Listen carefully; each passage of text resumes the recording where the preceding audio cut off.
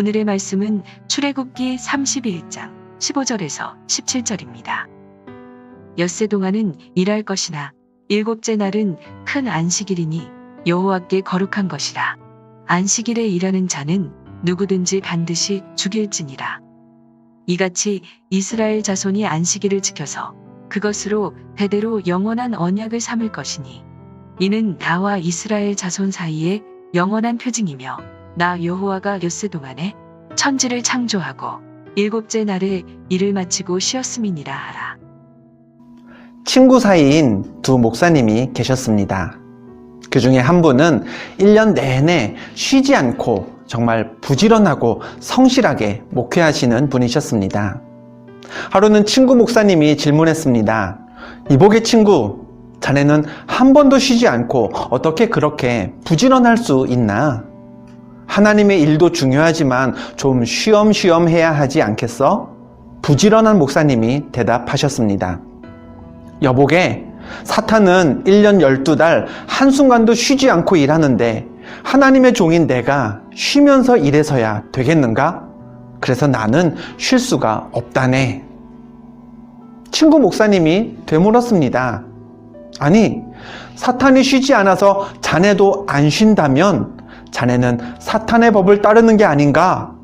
하나님은 엿새 동안 일하신 후에 쉬셨는데 말이지. 모든 사람은요, 일상을 영위하기 위해 일을 합니다. 요즘에는 그렇게 일을 해서 번 돈으로 여가를 즐기면서 그 여가 속에서 인생의 의미를 찾는 분들도 많습니다. 코로나 바이러스의 유행이 우리에게 힘든 이유도 단순히 건강상의 위협뿐 아니라 많은 사람들에게서 여가의 기회를 박탈하기 때문이기도 하죠.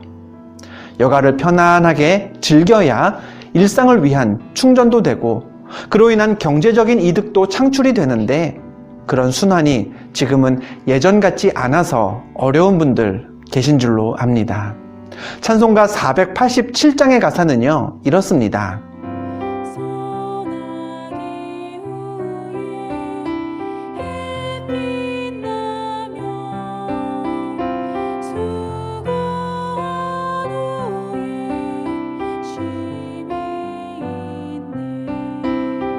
소나기 후에 햇빛이 나듯이 수고한 후에는 쉼이 있는 게 우리의 인생입니다. 그럼 우리는 왜 쉬어야 할까요? 그냥 일하다 보면 피곤하니까 그래서 쉬어야 할까요?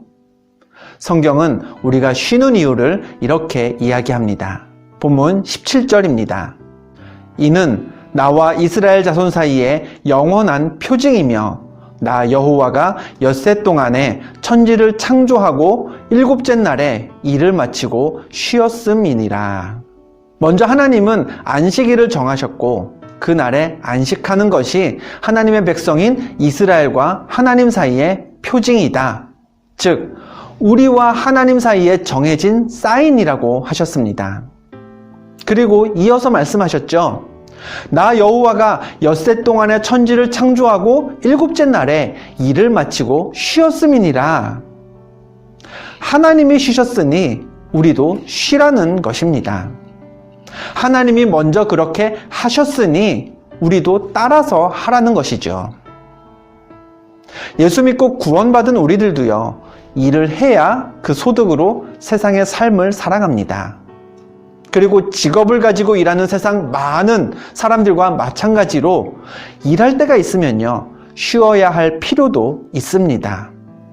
물론 개인의 형편에 따라 쉼이 필요함에도 쉬지 못하시는 분들도 계시죠. 그럼 그런 경우에는 안식하라 라는 하나님의 명령을 지키지 못했으니 죄를 짓게 되는 걸까요? 아닙니다. 우리에게 중요한 것은 정해진 시간을 쉬라는 하나님의 그 명령을 문자적으로 지키는 게 아니라 안식하라고 하신 하나님의 그 의도를 깨닫고 쉼이 허락되었을 때 하나님의 그 뜻을 지키며 쉬는 게 중요합니다. 또 다른 날은 안 되고 유대 율법상의 토요일을 안식일로 지켜야 한다라는 분들도 있습니다. 예수님의 십자가와 부활을 통해 구원의 길에 들어선 우리는요, 율법에 매인 사람이 아닙니다.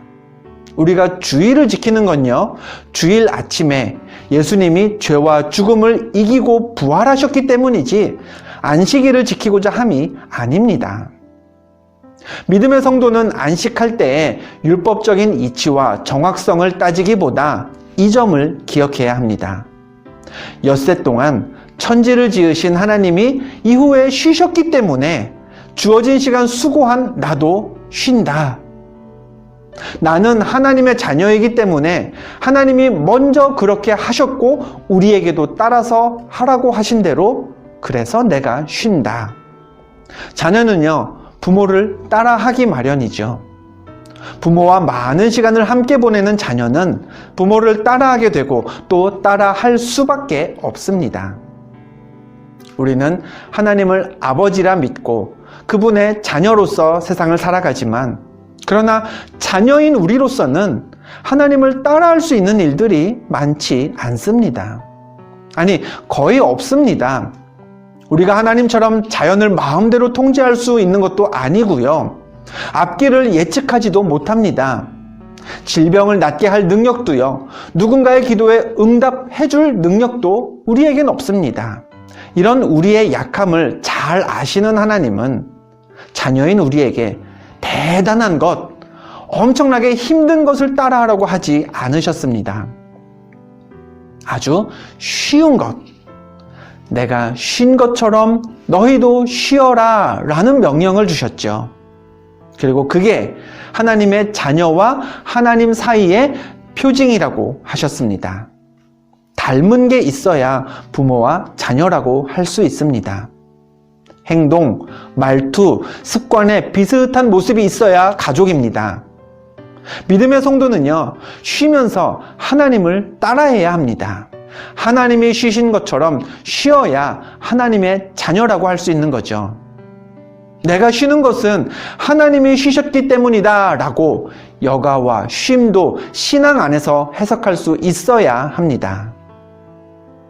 그렇기 때문에 우리는 쉼을 헛되이 보내서는 안 됩니다. 여행을 떠날 때, 또 쉼을 가질 때, 교회며 예배, 기도, 성경, 쉴 때는 이런 것도 잠시 다 잊자. 이래서는 안 되는 거죠.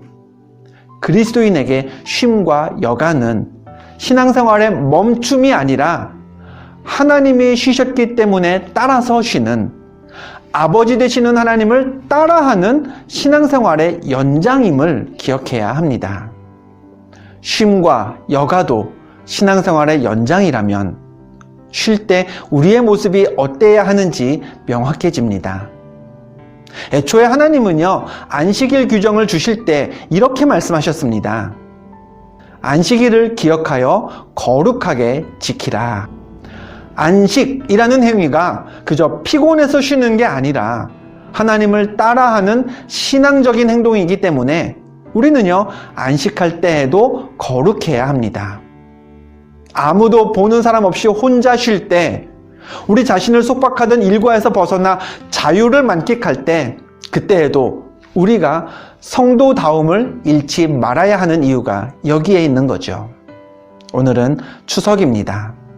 이번 명절 어떻게 보내고 계신가요? 쉼은 아무것도 하지 않아도 되는 자유가 주어짐과 동시에 하나님을 따라하는 귀한 시간임을 기억해야 합니다. 그 사실을 기억하면서 하나님을 따라 거룩하게 쉬는 오늘을 살아야 합니다. 안식을 거룩하게 행하는 성도, 하나님이 먼저 행하시고 가르치신 대로 쉼의 의미까지도 믿음 안에서 해석하는 그런 지혜로운 하나님의 자녀가 되시기를 축원합니다. 기도하겠습니다. 하나님, 성도에게는 쉬는 행위도 신앙생활의 연장임을 깨닫습니다. 쉼을 갖는 우리들 거룩하게 안식하는 복된 날 되게 하옵소서. 쉬지 못하고 일하는 성도들이 있다면 곧 있을 안식을 기대하며 평안을 잃지 않게 하옵소서. 예수 그리스도의 이름으로 기도하옵나이다. 아멘.